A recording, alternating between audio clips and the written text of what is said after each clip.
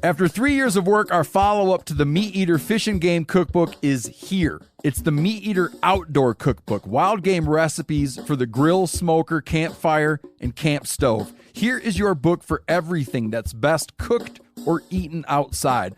From grilling to open fire cooking to Dutch ovens to smokers to barbecue to backpacking meals to how to pull off the perfect fish fry, with pit stops along the way for lessons about Ice Age cooking methods and the best 5 ways to construct a cooking fire you can be proud of. And of course, we're focusing on wild game and fish here with over 100 recipes, including stuffed venison burgers 3 ways, wild duck with ahi verde sauce, a jerky made with cola, a gin and tonic made with fire-charred lemons, and grilled frog legs made with a sticky sweet sauce. This ain't your normal cookbook, so be prepared to be surprised. Get your copy now. For more info, visit themeateater.com or buy it wherever books are sold.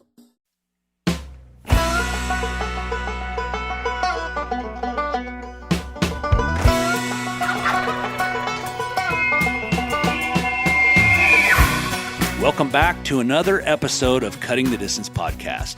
Today, I have a special guest. We're in an Airbnb in the middle of beautiful Montana.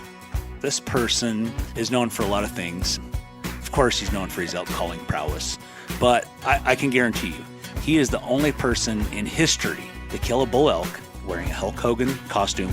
This was in 2019, so you'll have to scroll back a few years through all the videos and find this video. But I have none other than the amazing Jason Glenn Phelps, as you Instagrammers might know him as. Welcome to the show, Jason. Thanks for that intro. I really appreciate being here.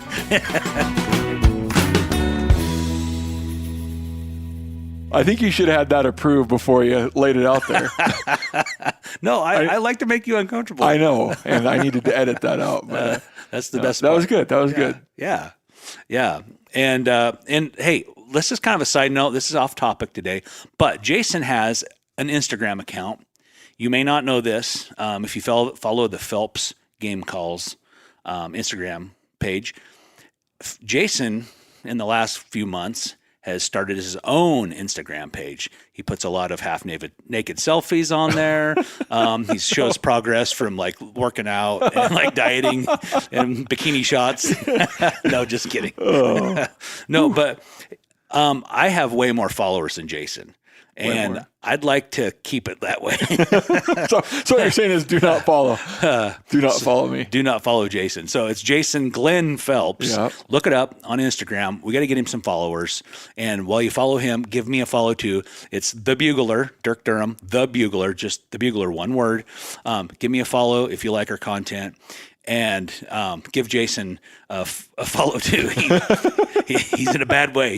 He needs that traction. You know what my full name, Jason Glenn Phelps, like that's what my mom would yell at me as I was getting like chased around the house with a wooden spoon. That's the memory my full name brings back. That's great.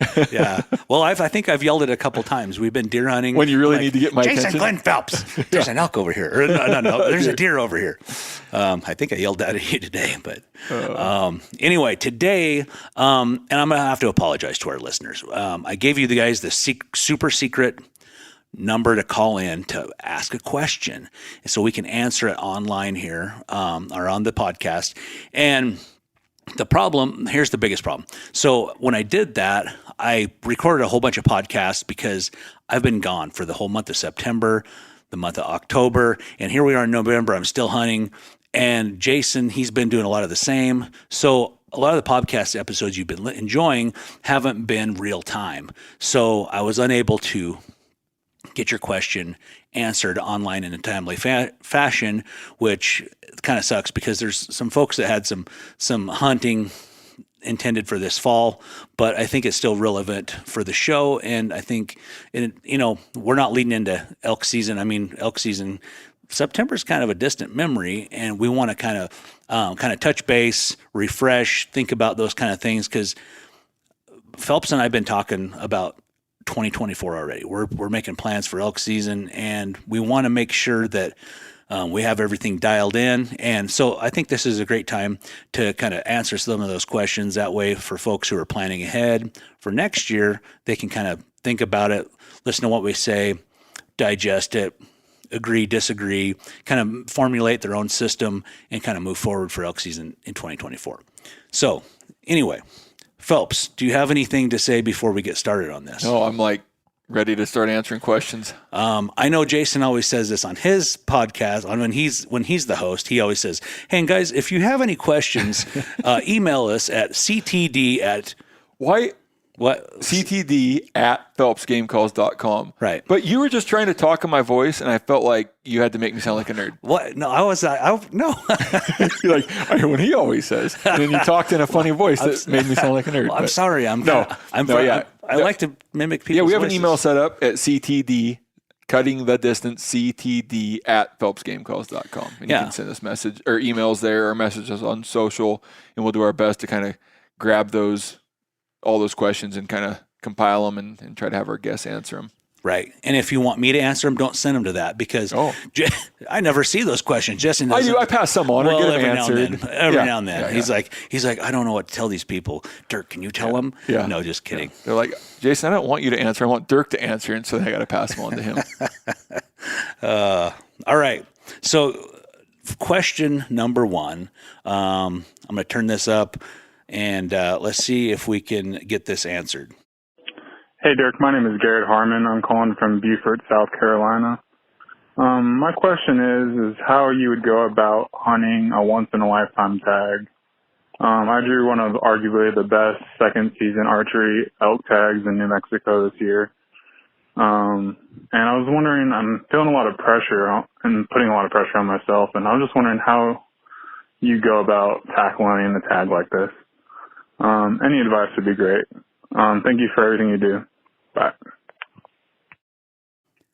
Well, first off, I want to apologize because we should have answered this in real time because he's got a tag of a lifetime in New Mexico. I'm sorry. But we do have some advice. I'm going to let Jason go first. Yeah. So we struggle. We've got some good tags, right? And it's a blessing and a curse. It's awesome that you got the opportunity, but just like you, I feel extreme pressure when I draw these tags, whether it's a great archery tag, great rifle tag. And one thing I have to it's very important for me leading into the hunt is just to remember that I love to hunt and why I'm out there hunting. It might seem a little cliche to go back and kind of boil it down to that, but when you got good tags, I think everybody feels a little more pressure. You have to perform. It may be your opportunity for that, trophy of a lifetime or the animal that you're after, or maybe, somebody hasn't experienced success and they're looking at this once in a lifetime tag as just their first stepping stone, in successes.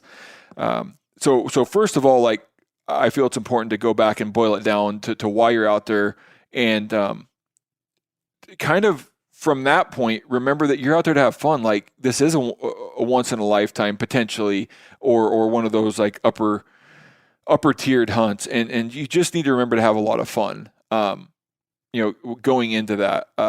Now that's more of a mindset. Now there are things you can do on the technical, tactical, physical, mental side, right? I feel like I go into my my better tags a little more focused, a little more ready, whether I've trained a little bit harder. It gives me motivation. I kind of always hate motivation because it is triggered by things. If you're disciplined enough, but I go into those things a little better shape. I've did a little more e-scouting going into those. I've called the biologist a little bit more than normal. I've talked to outfitters in the area. But it really, hopefully when you runs into a tag like this, you've had the ability to have some hunting under your belt. And I'm gonna go a little bit astray. This is why I'm a big, proponent of getting a lot of experience, right? Go out there and enjoy spike tags. Go out there and enjoy these other tags. Get experience calling elk in, whatever it may be, so that when this once in a lifetime opportunity finally comes, it's not your first experience with a bull at 20 yards, 30 yards. You need to be prepared, which is not a great answer because you've already drawn the tag and your chance to figure that out may not be there. But for everybody else, before you draw this once in a lifetime tag, get out there, experience, calling an elk, experience, having elk at very close range, experience those emotions, those mental breakdowns, whatever may come, and figure out how to push through that, figure out the mechanisms you need to have to push through that, and then, kind of get through it. But there's not, aside from maybe being a little more prepared, I still put more stress on myself on these better tags. You just need to go out and enjoy it, and hopefully that experience kind of plays itself out because you do have a good tag, and don't put too much pressure on yourself because it will take the fun out of the hunt. And I've been on both sides, and that's the best advice I can give. Man, I really love that. A really good friend of mine here drew probably arguably the best elk tag in Idaho in 2022. And he's my age. He's 48 years old. Well, I'm 49. He's so really old. Ancient. So he's a little bit younger than me. But we talked about it, and he said, he's like, I'm so glad that I drew this tag in my late 40s. He's like, because if I'd have drawn that in my 20s and my 30s, he's like, I would have hunted like it was a job. Like it wouldn't have been fun, and I would have put way too much stress on myself. And he's like, honestly, my only goal for this tag, he's like, I don't have a goal of inches. I have a goal of having the hunt of a lifetime, just the best time, enjoy, savor every moment, the ups, the downs, all of it. I just want to enjoy that hunt and remember the rest of my life. Yeah. And that's, in the question, he talks about like the stress, and it's just, if you boil it down, like that shouldn't be part of the hunt. Like stress, and I'm not a psychologist or anything, but like stress from what? Like this is like self-imposed reasons, right? Like, are we concerned that people are, I'm going to throw myself in here because I'm in the same boat. Like, are we concerned people are going to judge us that we weren't successful with a great tag? Like, the heck with all of that. Like, just go have fun, hunt, make it a hunt of a lifetime, like you just said, and like put all the other stuff aside. Just go enjoy the experience, enjoy being in a great unit, which typically being in a great unit, you're going to hear more bugles, you're going to have more action. It's like, take all that in and throw away the extra stress. And because it comes from a bad place anyways, I feel like it's you wanting to find success, or you not wanting to maybe let people down that know you have the tag, whatever it may be. Like, all of that is just, it's not worth it. Just go have fun, enjoy it, and you're going to have a better experience, and probably have better success by going into it with that mindset. Yeah, absolutely. And my thoughts on the subject too, kind of a little different note, is I feel like sometimes people hear, I think I found myself guilty of this before, like, they drew this tag. Oh, well, it's going to be easy. It's not going to be as hard as public land hunting. I think sometimes these draw tags, especially the really good ones, they're harder. They're like harder than a normal over-the-counter public land hunt. Because there's definitely going to be a more target-rich environment. There's going to be way more game. There's going to be way more animals to play with.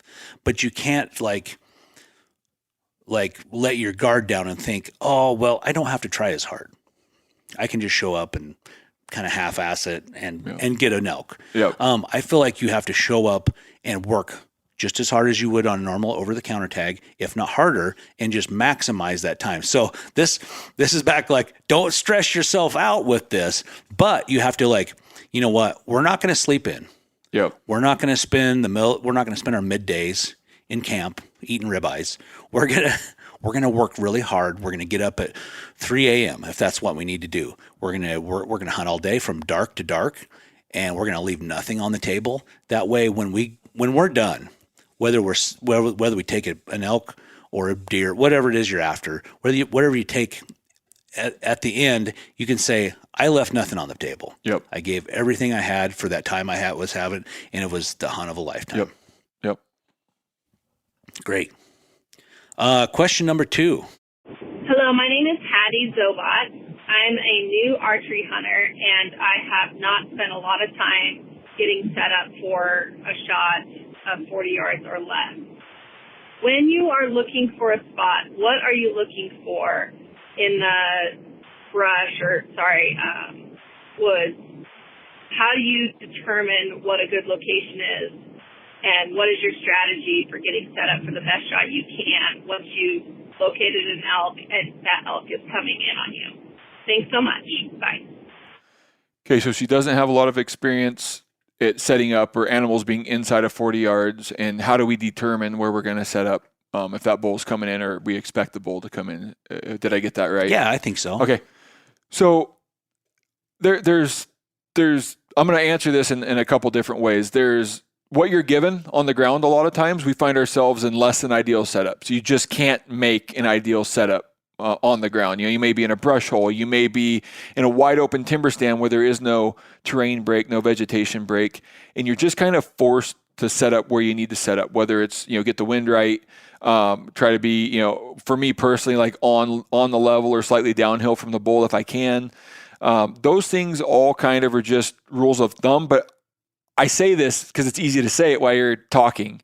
But the real situation out in the woods is you set up where you can, when you can, where you can. You've got time running against you. You've got a bull coming in or potentially coming in, or sometimes you may have time to set up with a little bit better setup. You got to make the best. There was times this year where I set up where I'm like, it's not ideal, but I have a 20-yard window here. It's like that's all that's going to work. But I couldn't foresee anything better. I couldn't move forward.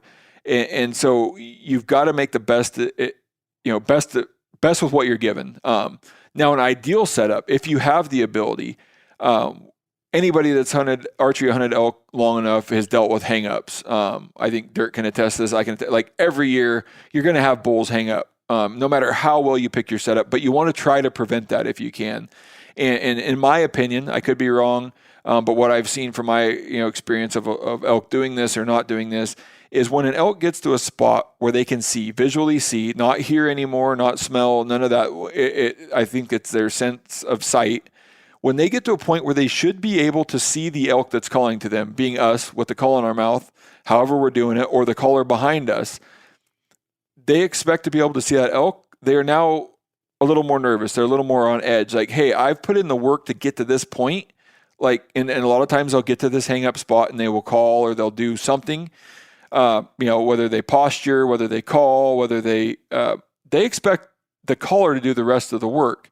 Now, if this is truly a visual thing, we need to set up either on a terrain break, meaning that the terrain goes from flat to steep to flat, side hill, a finger ridge, something that will block the visibility of you and that bull. But when they do get to the point where they can visually see that elk calling to them, whether you're bugling a bull elk or whether you're cow calling, that cow elk that should be in this location, you need to be able to shoot. And with that said, I like to be within 40 yards, like you mentioned in the question, to that terrain break or vegetation break. A lot of times if there's clean timber that gets to brush, they will need to break through that brush. If they're in brush and they're breaking out into clean timber where you're at, they will get to that edge of the brush or somewhere in there where they've got good sight.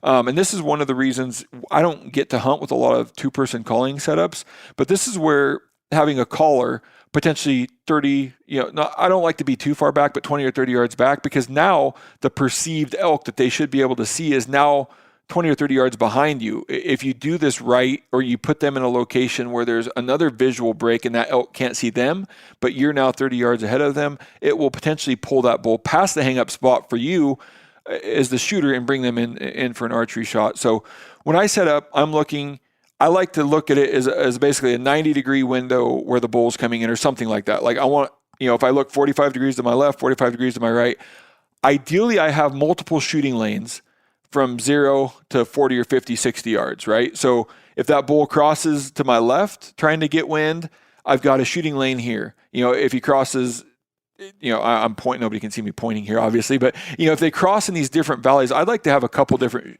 hit my mic there. I'd like to have a couple different shooting lanes where if that bull, depending on where he comes in, I will get a shot from 0 to 60. Now, a lot of times, it's a balance of you want some cover, but you want some shooting lanes. You want to have enough opportunities in there. So, I like to set up where I can hopefully prevent that bull from hanging up. And then when I do set up, I like to have my shooting lanes, and I've talked about this a lot. Set yourself up in front of obstacles and brush and material. Like let your camo or let your solids, whatever, I'm not going to get into argument what you need to have, but let your silhouette be broken up by brush or a tree, something behind you, and then you stand in front of it. That way you're free to move in any direction. If the bull comes in a different direction, you can move. And that's kind of my best advice for a setup. The hang up, in my opinion, comes from letting that bull be able to see too far into your location. Yeah, that's great advice. In fact, when I set up, I even kind of take it like one step further on my shooting lanes. I don't like to have very many shooting lanes. I like to have just a couple okay shooting lanes. I want that bull to have to come into like 30, 40 yards, preferably 30 yards before he could ever see where those calls are coming from, right? So, and this is typically for a solo setup. Like Jason said, if I have a caller behind me, I want them to be behind me, but I don't want them too far to where I can't see them. I want to keep eye contact. That way we can signal each other. It's like, oh, we need to move up, or hey, caller, move back or move up or down the hill, whatever. Because sometimes as the caller, when you're back there, you don't know what's going on up where the shooter's standing. It's sometimes you can't hear those little nuanced sounds. It's like, well, that bull's moving this way, it's moving that way. So if we can signal each other, we tend to have a better result in the end. But it all kind of depends too, on your maximum effective yardage. If you're really good out past 60 yards, maybe you want to set up like that. But I feel like if anytime I set up to where it's a little further distance to where they can come in and eyeball me, sometimes they hang up and I may not get a shot. But if they have to come in really close, and I like to shoot close. I like to be that 30 yards or less, maybe 40 if I'm pushing it, because I don't like for my maximum effective distance, I like to keep it at 40 or less, just because I know that if I have that shot, I'll 100% make it. But everyone's different. Yep. Now, as far as I'm traveling, as I'm moving towards the bull, and I'm doing a few things. I'm looking at, as every step of the way, as I'm going towards that bull, as I feel like I'm getting closer to that elk. Let's say I've traveled 300 yards across a ravine or something to get close to this bull. I've traveled quietly. I haven't been bugling, but most of the way I don't make a lot of, I pop as much brush as I want until I get into that zone. It's like, I think that elk is probably going to be a couple 100 yards away now, maybe 100 yards away. I'm going to get really quiet and I'm going to be very calculated at that point. And what I do is I look ahead to where if I could see an elk standing there and he could see me, what's that distance? Is that 80 yards? Is that 60 yards? Is that 100 yards? If I only have visibility to 30 yards, I start thinking, okay, I'm getting in a good place to maybe call this bull into. But let's say I get over there and I can see 100 yards through big open timber. I'm probably going to pause for a minute and kind of reassess. Number one, I'm not going to want to start calling until I get to a point where I think he's pretty close to here, but I don't want to start making a bunch of calls right now to where he could like all of a sudden appear 100 yards away and look and see my location, because he's going to be expecting to see an elk, and then he's going to stop and he's going to look a little bit and then he's going to leave. So I'm going to probably be a little calculated before I show my hand, my hand of cards per se. If I get to that 100 yards, it's like, I don't like this spot. But I think he's close. I'm going to creep forward slowly, and I'm probably going to use my binoculars a little bit. I'm going to have my eyes just fixated on picking apart every little bit of brush, looking for movement, whether I see an antler tine, whether I see an ear moving, whether I see a black nose or a black mane. I'm going to be looking for that bull. And then I'm going to get through that section, and usually you'll get 100 yards or so, and then the timber will grow a little denser. Maybe you'll have some younger trees and it'll get a little thicker. And it's like, okay, now I'm starting to get to a place where it's a little bit, I can't see as far. Now I'm going to start picking apart. Okay, I want to have a couple pretty good shooting lanes. You mentioned 40 yards, maximum 40 yards. It's like, okay, I shoot 40 yards there. Or maybe 20 yards. So maybe one pretty decent one and maybe one so-so one. And I found when I do this, bulls come in a lot closer and they don't just stand out there and just look at me. Yep.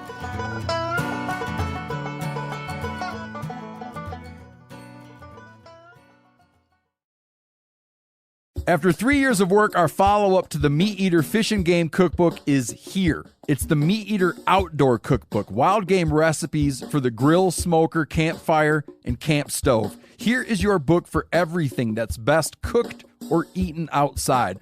From grilling to open fire cooking to Dutch ovens to smokers to barbecue to backpacking meals to how to pull off the perfect fish fry, with pit stops along the way for lessons about Ice Age cooking methods and the best 5 ways to construct a cooking fire you can be proud of.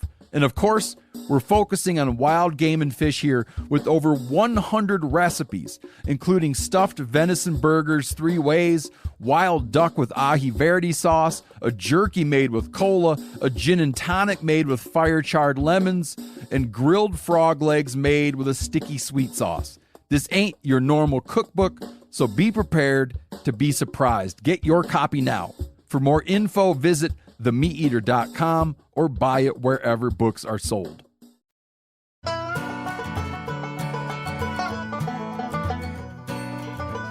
All right. Next question. Hey guys, this is Dan up here in North Idaho. Had a question for you. Being up here in North Idaho in the thick brush country, often I rely heavily on our calling, of course, since it's hard to glass them and whatnot. But often I will have an interaction with the bull, calling back and forth, and I know that that bull will still be in the area. My question, I was wondering if you can confirm that bull or whatever is still in the same area, and you want to go back and try him another day. Do you go back in there with different calls, different mouth calls, different bugle tubes, or do you think they have a memory for that kind of stuff? Just curious. Thanks for the show. Talk to you later. Bye. So bulls and their memory and calls, and I have a different opinion now than when I started. I felt like if I was calling to a bull and wasn't able to call him in, I needed to switch my diaphragm up, or I needed to go from an external, a cow call or whatever it may be. In my opinion, I not that elk aren't smart animals, but I don't feel they've got the ability to associate like elk calls with the next elk. With an individual. Now, with not saying this only affects people that aren't good callers, but if you sound like a elk or close enough to a real elk and they believed it at that time, then you're probably okay. Now, if there's suspect sounds, I think elk could potentially, and you make the suspect sounds the first time and the second time, like I'm not going to vouch for you that they're not going to pick that out multiple times or every time you do it. Let's assume you call good enough. It sounds like you rely on your calls a lot in North Idaho brushy. If you're a good enough caller, I don't feel if you sound like an elk, you can really mess things up or they attribute it to memory. I do get a little concerned, number one, if I ever get winded while I'm calling. Now, I don't know. I'm saying I get concerned. Now, I don't know if that has just educated them for the season, if it's educated them for 2 days, 3 days, a week. Sometimes we went back in there. A lot of times I'll give them a day or two just because in my head it's like, man, I winded them, I busted them. Like I'm not going to put pressure on them again.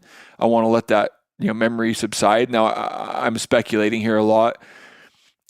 Getting winded while calling is concerning. Being seen while calling, I think, has got to trigger something. Like, why is there a predator or a human looking at me that sounds just like us? I'm thinking of this like a human. Like I can't say what an elk actually understands. So, with that said, to not circle around this question, not to sound overconfident or pretentious or anything, I feel like I sound enough like an elk through my calling that I can go back in there and not switch diaphragms, not switch my style, as long as I know I didn't get winded. And I don't feel that an elk's memory, a matter of fact, I've got enough boots on the ground, real world experience to tell, be very confident that it doesn't matter. I've called to a bull one day, didn't work out, come back in the next day and kill him with the same exact sequence and the same exact diaphragm in my mouth. So yeah, I don't feel you can really mess up by using the same calls, or that you have to go through the process of switching your calls up, or going from a diaphragm one day to an external cow call the next day to a squeeze call the next, whatever you're using. I don't think you have to go to those extents. Either the bulls, it's going to be right or it's going to be wrong, regardless of what calls in your mouth. My opinion. I do play a little bit of defense there if they've got winded when I come back in or whatnot, but I don't feel if you sound like an elk, you can really screw up too bad. My opinion's pretty similar to yours. I feel like if you haven't busted that bull, if you haven't spooked him out of there, you can definitely go back in with, the next day, or maybe you want to let it set for a couple days before you go back in, whatever. I don't think you need to switch up your calls. But I will say from an anecdotal experience where there was a time several years ago, I called in a bull and I missed him. I hit a branch and I missed him, and he spooked off and ran off. But he kept bugling, so I pushed up on him, pressured him, and he came in a couple more times. But I had pressured him really hard that day, and one time he caught me in the open, and I don't know that he saw me, but I had to lay completely flat on the ground because he caught me in an open trail, and I had to lay down so he wouldn't see me when he came back. But then he eventually kind of spooked off. But I went back the next day thinking, well, this guy was hot. I'm going to get him the next day. And I could see him. It was in some kind of cut over timber, so I could see him at a distance. And I got out of my truck, hiked up the hill, got to the spot, called, I bugled, and he was feeding at the time. As soon as I bugled, he threw his head up and he ran like the opposite direction, the complete opposite direction. So I feel like that pressure that I'd put on him the day before, probably fouled that up. Yep. And what we don't know is, like, once that scenario plays itself out and you're like, well, I didn't get him, I'm going to go back home or whatever, I'm going to leave.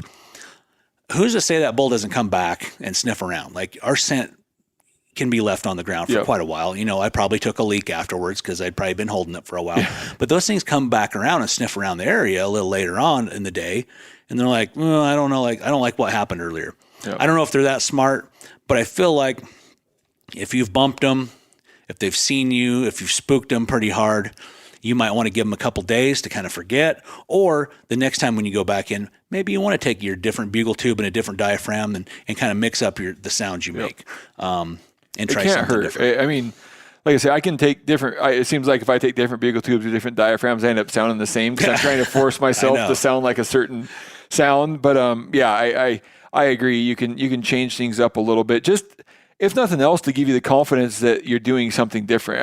A little bit of a placebo effect, right? Like, I'm of the opinion that it's either right or it's wrong. The time's right or it's wrong, and I don't know if it really matters what's in your mouth for a call.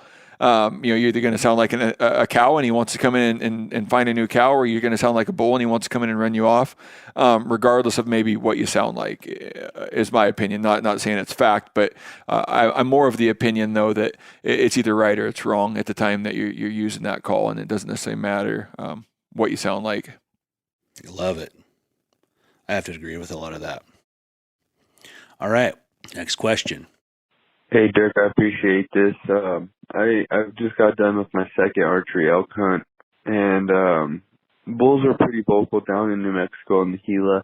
Bulls are pretty vocal, but quickly I was kind of realizing that when we were vocal using cow calls and stuff, they would be vocal and kind of stop, and we'd cut the distance. But the second we'd introduce a bull, they'd create distance from us, and we were never able to get on them. So my question is, do you think that elk can decipher between human and hunter, and do you think that they do that? Do you think that they stay vocal in order to keep tabs on us to stay away from us? Thank you. Man, that's a deep one. I'm trying to process it all here. I'm going to try to restate the question, make sure I got it, and I'll let Dirk correct me. So it sounds like they were in the Gila, had elk bugling, being vocal, and when they would cow call, the elk would sometimes cut the distance or move in, but when they would bugle, the elk would shut up or maintain their distance or get further away. I think that's it. For the most part. And without having any further detail, I think the distance or the timing of your bugles is maybe more important than just saying, and I've got to speculate here. I've talked about this a lot on even it maybe ranks up as my number one mistake why calling elk is, did you bugle when you thought you were 100 yards away or knew you were 100 yards away, or did you bugle when you thought you were 300 or 400 yards away and expected that to work? From my experience, and I learned the hard way many times of wanting to get a bull to bugle as I came in. I would, bugle, locate. I would bugle a little bit down the hill or up, as I approach, I'd bugle again. And I'm like, man, this elk is staying the same distance no matter what I do. You'd call your way to the bull. Yeah, I would. Because whether I wanted the confidence, I wasn't confident in where he was at, so I wanted to hear him again to make sure I was going the right spot. So you call, you bugle again, you get an answer. But you can only do that so many times until you get to a spot where he's going to now pull his cows away and just leave, right? He's going to avoid any confrontation if he can, for the most part. With that said, I bugled myself into bedding areas where that bull wasn't going to move an inch, and it worked out. But for the most part, especially in the morning before they've actually bedded down, I try to make sure that I don't bugle until I'm very, very close. I feel that bugling your way into a bull from the time you locate until the time you're within the red zone or the bubble is the potential greatest cause for that bull leaving or getting out of the area with his cows. Of course, we're talking about herd bulls here, which it sounds like I'm going to speculate that that's what you're hunting. But with that said, timing of the bugle, I'd be very curious and I know we can't have a dialogue, but I'd be curious to know if you were bugling at 300 yards or 100 or 500, like how that worked, and kind of if the bull completely disappeared and stopped bugling, or if the bull would just kind of stay an equidistance apart the entire time. In those situations, I would, like I say, you got to get closer to bugle. You have to be quiet. You have to make some assumptions. You have to be confident that those elk are going to be in that location. And once you locate them. Yes. Once you locate them, then what? You've got to almost assume where they're at that point. Now, some people might be like, well, I know right where they're at when they bugle. For me, a lot of times, whether it's mountain country or broken country, I'm like, there's a bull down in that canyon. I don't know exactly where he's at, but there's something in that canyon. And, whether it's a long distance bugle, whatever it may be. So a lot of times you pull out your mapping software. For us, it's Onyx. You're like, all right, he's down that canyon. You put you hit I don't even know what the button is, on the bottom right of Onyx. You hit the button and it tells you exactly which direction you're pointing your phone. You kind of point it at the bugle. You're like, I think he's about 500 yards away. He's about in here, right? So now I've got a point in my head or on the map, and I've got to assume that he's going to be there. Now, if it's going to take you an hour to get there, he might not be there, right? And so you've got to add all this in, but you've just got to get really, really close to elk when you're going to bugle. We maybe talk about it too much that we're bugle heavy callers. But we're always trying to get very, very tight. We locate from a distance. You get a response, basically like a game of Marco Polo, but you don't say it again until you get within tight distance of them, because I feel your chances of calling them in are very, very difficult. And in those instances, if you're going to call them longer distances, and a lot of times you're not going to call this herd bull in if you do this, but sticking to the cow calls, like you said, you're most likely going to call in some of those satellite bulls, and they may be great bulls. If you're just after any legal elk and you're not after, or any legal bull and you're not after that herd bull, it may be a great tactic. But that's just my opinion. I can't ask you, the exact, situation, but my speculation is you were maybe bugling a little too far out, which would allow that bull time to round his cows up and get away from you. That's a great answer. One thing I'd like to bring up too is he said he was second year elk hunting. Now, sometimes new callers, and I don't want to assume that you're not a good caller, but sometimes as new callers, we don't sound like an elk very good. Sometimes we make some bugles that are a little suspect. Like maybe your cow calls sound really good. Maybe your bugles sound not so good. And especially if you're hunting in an area that's had some pressure or whatever, or maybe, I've heard some elk calls before in the woods, guys running calls, and it sounded nothing like an elk. And they were selling it hard like it was an elk, and it was not an elk sound at all. So you have to to look at the man in the mirror a little bit and are my elk calls authentic? Now, you don't have to sound like some world champion elk caller, your favorite YouTube celebrity, whatever. What you have to sound is like an elk. And elk make all sorts of weird vocalizations, and some of them sound really terrible. But what they do have is they do have that realism. There's a level of realism to the call. It may not be a perfect call, but it does still have some realism to them. But if your calls are, subpar and they're just not sound like a real elk, then right now, here we are, it's November, pick up a call and wear out a few between now and next September. Practice. It's a 5-10 minute thing a day. It's not a 5-hour thing a day. You're not going to have to do this for an hour a day unless you want to. But even 5-10 minutes a day is definitely going to move the needle. So by the time next fall comes, you're going to be very familiar with your call. The call you want to make is going to come out of your bugle, and you're going to sound pretty authentic. That would be my first thing. Now, New Mexico. We've hunted New Mexico a few times, and I know we got a lot of advice from people who've hunted New Mexico before. One piece of advice I was given was don't ever bugle to bulls in New Mexico. They don't bugle to bugles.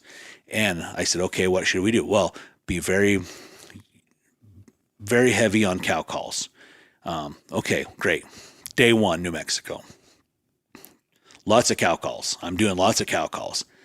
Hardly no bugles. I'm just not getting any reaction. I'm not getting any replies from these elk. I'm not getting, nothing's good, nothing's bad.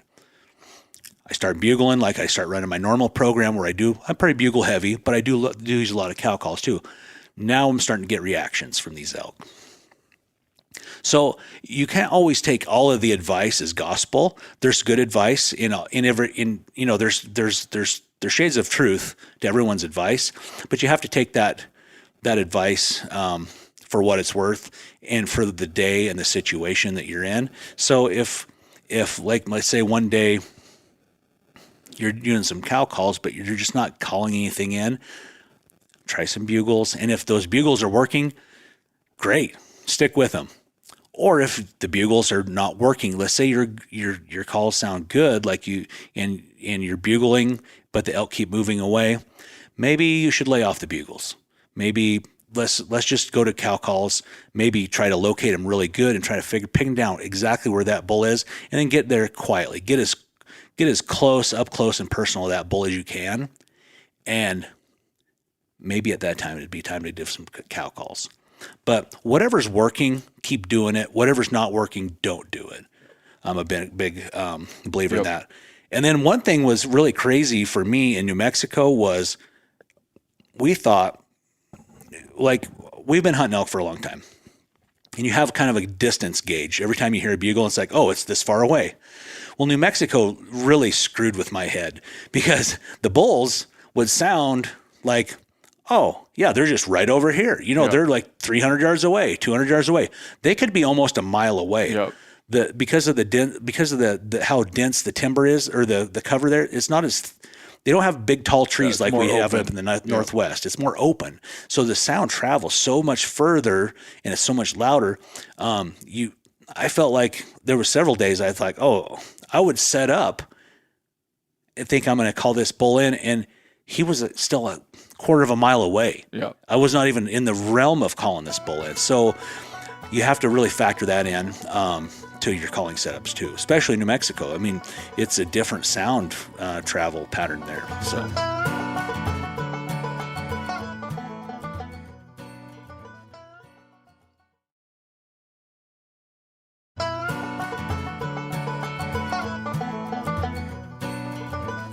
All right, next question. Hey, Dirk. This is Dimitri, just calling. I just got back from a Montana archery hunt. I had a bull come in, to 40 yards that I had just previously ranged. I was standing in front of some brush and a tree, and the elk came in so fast I didn't have time to draw. He faced straight at me and was sniffing around looking for the cow that I just called. And I felt like 5 minutes I was frozen, couldn't move. He finally turned, quartered a little bit, and took 3 steps in front of, right behind 2 trees. And so my question is, should I have tried to pin that needle between those trees? Should I have tried to take that frontal shot? When he did quarter 2 and got his head behind one of the trees, I did draw back, but he never seemed to give me really my shot that I was kind of looking for. I was hoping that he would take a couple steps, but he never did, and he just kind of trotted off after I tried to call Callum back. But yeah, just wanted to see if you got any tips for me on that. Thanks, Dirk. Man, so I've been a big fan of frontals for a long time. Anybody that's heard me talk or talk about frontals knows that I'm a big fan. Now at 40 yards, I'm not a big fan, right? So I'm not telling you what to do. Like, this is a decision everybody's got to make. But for me, 40-yard frontals not going to happen. No matter how excited I am, no matter how much I want to kill a bull, I know my limits usually going into season, and I've never been comfortable to a point where a 40-yard frontal was like on the table. I've got to hit a 4-inch wide slot, and if I can't guarantee that arrow is going to hit inside of that 4-inch wide by about 12-inch tall pocket, 10-inch tall pocket, I'm not shooting. So I would say frontals off the table. Shooting between 2 trees. I've got to guess a little bit here, right? We don't got all the information. I'm going to assume you had vitals between those 2 trees. At that point, there's no harm, right? You're either going to hit him where you need to hit him if it's the vitals, or you're going to stick a tree. I'd be way more comfortable with a shot between 2. It sounds like maybe there's an opening between these 2 trees. I'm way more confident there as long as I can tell where the anatomy of this elk lays out in between those 2 trees. Not everybody knows elk are big, yellow, tan critters. You can get real confused real quick, especially if that gap between those 2 trees is tight. You might not know if you're hitting guts, back haunch, shoulder blade, right? If you can't make out definition. And so shooting between these 2 trees could be risky. But if you're confident, if you can maybe see his head sticking out one side, his hind end sticking out the other, and can gauge where you're at, I'm very confident shooting between 2 trees, because I feel like I'm either going to hit him where he needs to be hit, assuming he's at 40 yards, or I'm going to hit a tree. And worst thing is I lose a broadhead to a tree. To back up a little bit, elk, we still get surprised all the time on elk coming in silent. It's crazy how quiet a 800-pound plus or minus critter can be. But I've learned that a lot of my success hinges on that very short window of hearing, seeing, knowing a bull's there, and getting your bow drawn in a timely fashion. That, 1, you don't have to hold it forever, but 2, you've got it drawn before he can see you draw it.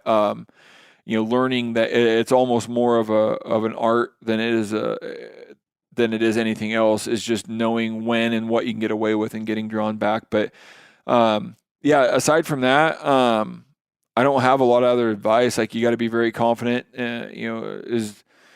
As Dirk had mentioned, he knows he's 100% confident if it's inside 100 or inside 40 yards, he's gonna make the shot. Same thing here. If that bull's inside 40 yards, I'm very comfortable. And if I'm gonna make that shot, I want to be 100% confident that I'm gonna kill it. And so I don't like a 40-yard frontal, and I like the shot between the tree. But having your bow drawn back soon enough that you don't have to try to decide when to draw, and if they're going to draw while they're, if you're going to get away with drawing while they're looking at you, you try to prevent all that from being drawn before their eyes are out in the open. Yeah, I have to agree with all that. That's spot on. And I will say this too, as far as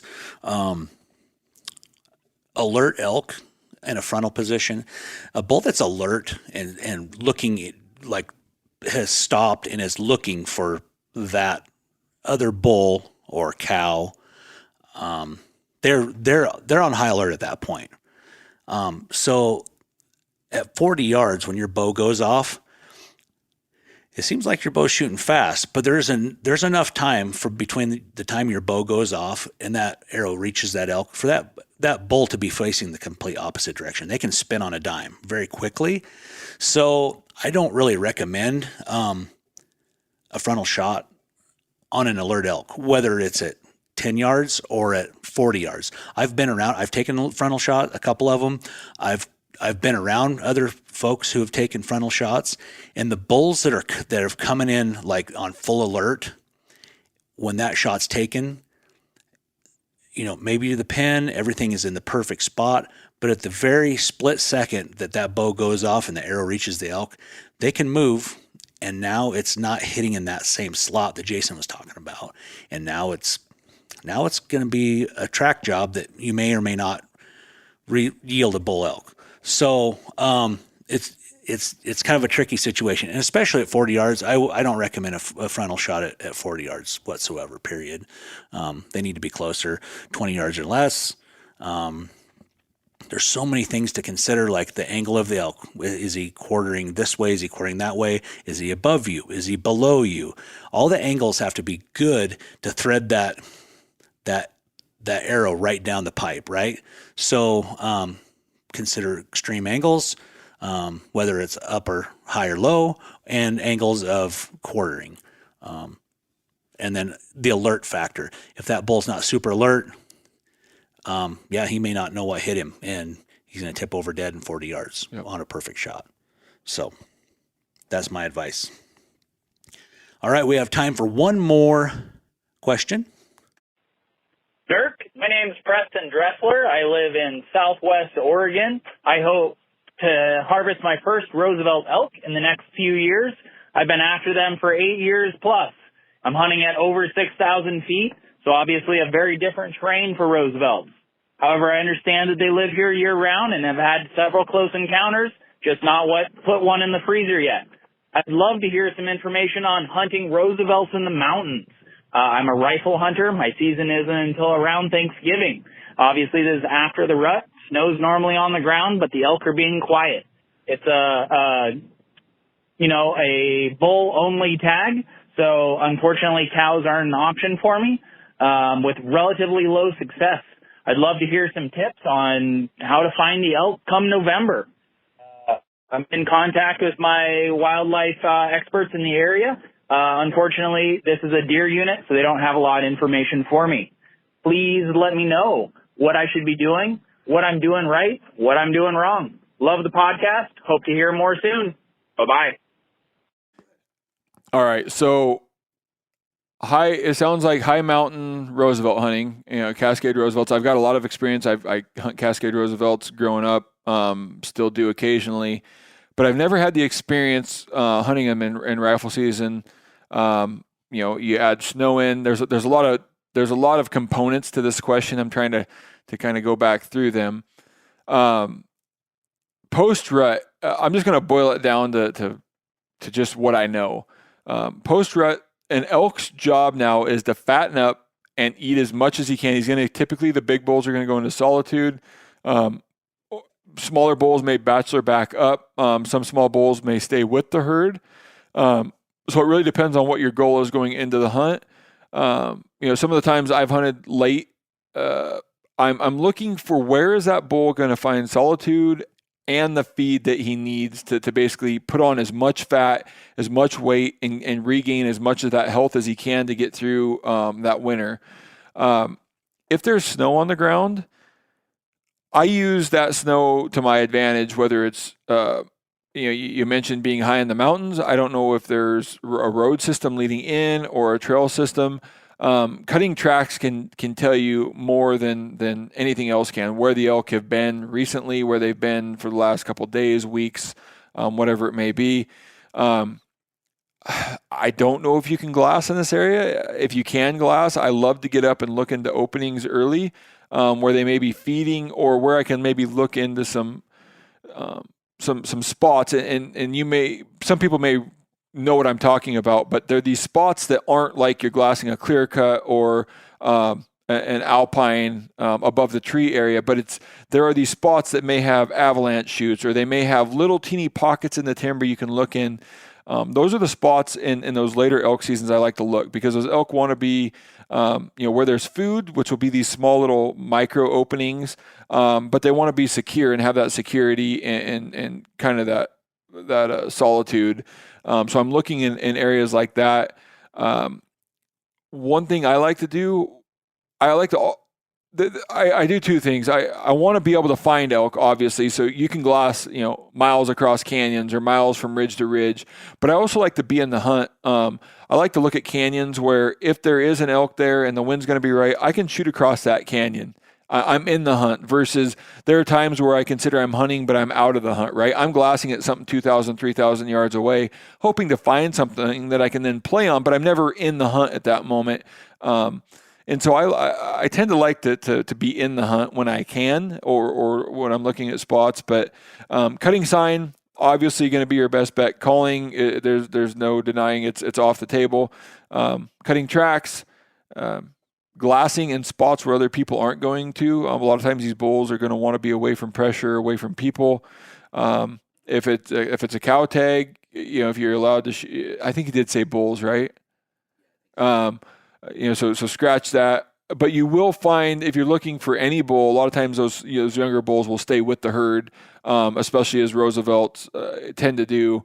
So if you find a large herd, I would definitely concentrate on that as well. Those bigger bulls will typically, as soon as the rut kind of winds down, they're going to be off on their own, away from all the cows. But not a great answer. Elk, we still kill Cascade Roosevelts above the tree line, or I say we, or people that I know, every year up high, until the snow basically forces them down.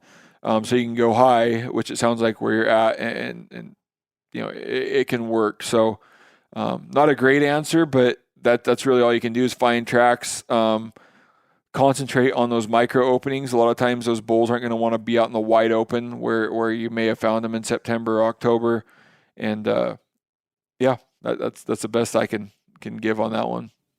I can't really add much at all to that. I mean, that was exactly how I would approach it. I can't really speak to Roosevelts, but elk are elk, right? They don't need all the same things. A Rocky needs all the same things a Roosevelt needs. They need food, they need security. They need to be, they need to recoup from the rut, right? So just to recap, if you're just having a hard time finding elk, cast a wide net in the beginning. Drive the road system, look for elk. If they're going to cross roads, maybe it's a trail system. Hike the trails.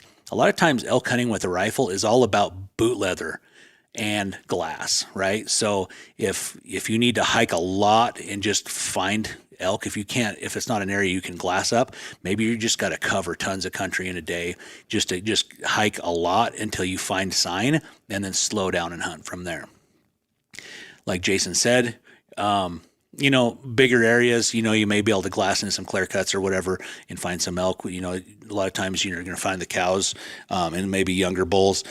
More mature bulls, a lot of times will, like he just said, will separate themselves, looking for those micro habitats, those avalanche chutes, those smaller openings in the timber, just those micro places where they don't have to travel far. They can bed 100 yards away. They can go over there. They can eat a belly full. Maybe there's somewhere to get some water, or maybe they don't need any water at that point because there's enough snow on the ground. Whatever the case may be, to locate them that way, and then dig in. Whether you can shoot long range across the canyon, within range, within reason, or maybe it's like, okay, I've spotted that bull. I've used my Onyx to pinpoint that little location. Maybe you're gonna have to get over there and dig in and hike that timber pocket to find that bull. But that's how I would approach it too.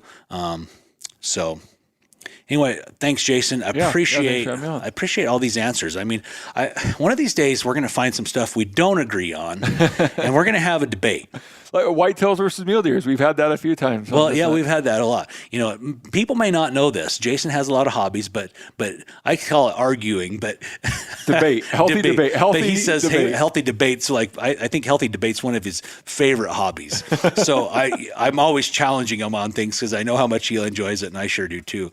But one of these days we're going to have a debate on here. We're going to take opposite sides on something, and we could go all night about whitetails and mule deer. But that's for another conversation. Yeah. Appreciate it. But hey, we can do this again sometime, guys. If you guys want to call in to the super secret hotline, it's 208-219-7701. Leave a message. It can't be over 3 minutes long. I think that's what it is, 3 minutes long, or it could just cut you off. Yeah, and don't no more than 3 minutes because you won't remember the question. You're gonna have to play it back 3 or 4 times so you can put it all together. Yeah, we're simple-minded people. Yeah. Like our memories are not that long. Yeah. We'll have to play it 2 or 3 times. Wait, what did they say? So anyway, call in with your questions, and we'll get either Jason or myself or maybe one of the guests on here to answer the question. Thanks a lot for listening, and we'll catch you on the next episode.